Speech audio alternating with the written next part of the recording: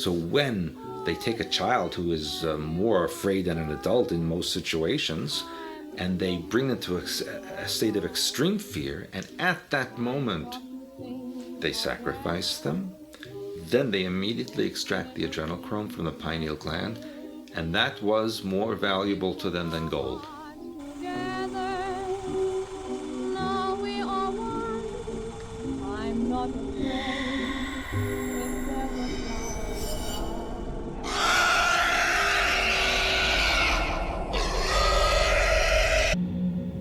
That's when you would be extracted immediately, and the programmer who would be doing this to you would tell you, I saved your life, I am your new God, and you must behave and listen to me always.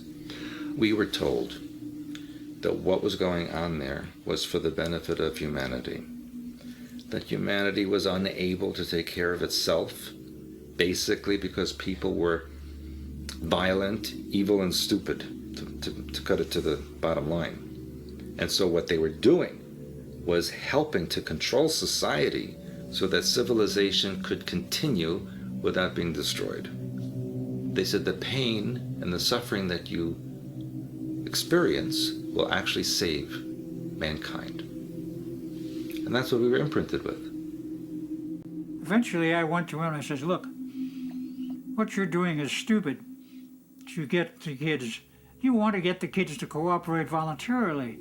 Here's what I suggest you do. And I had to go up through, I don't know how many levels upstairs above John Pruitt to the second in command of the entire operation. It was a civilian, but he had the authority. I went to him and I said, look, this is what I propose you do to get the cooperation of the Montauk boys. Instead of forcing them into this, give them a carrot. Give them something in exchange for their services and allowing you to program them. And of course it evolved into a more humane way of doing it. And they were set out, put back in the public as like Manchurian candidate soldiers. They could be activated at any time. And we figure there's at least 100,000 of them done around the country. Nobody was sure of exactly what the Montauk boys trained for. Many of them were used as spies, like Mata Hari, except he was a male. And that was a major part of the program. There's another major part of the program which was swept under the rug, was a lot of the kids were psychics. And they descended on this and trained them as psychics to engage in psychic warfare. And this is where some of the problems have come from in the military since. Most of them were being programmed as some sort of a psi, a psi PSY soldier. You can program sections of the mind to heighten the psi ability that they have. Everyone has psi abilities.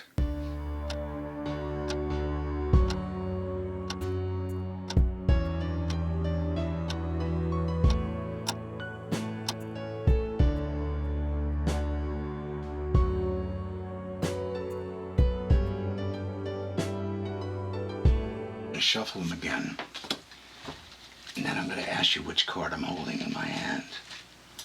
Okay? I want you to do this immediately, without thinking about it. Do you have any questions? No, I think I understand. You know, to assure you're not thinking too hard about these cards, I think I'm going to play some music.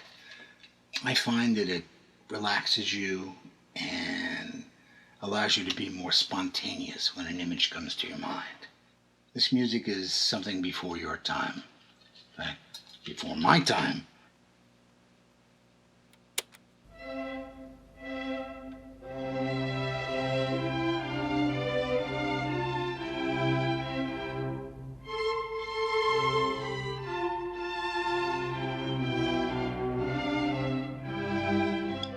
So let's begin.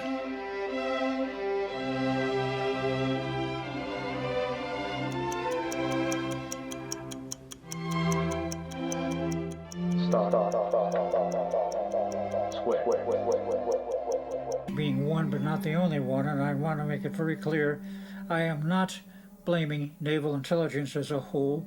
I'm not condemning naval intelligence as a whole. There's some very good people in there. But they have a rogue group.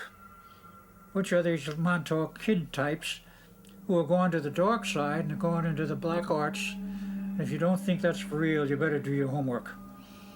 It is very real.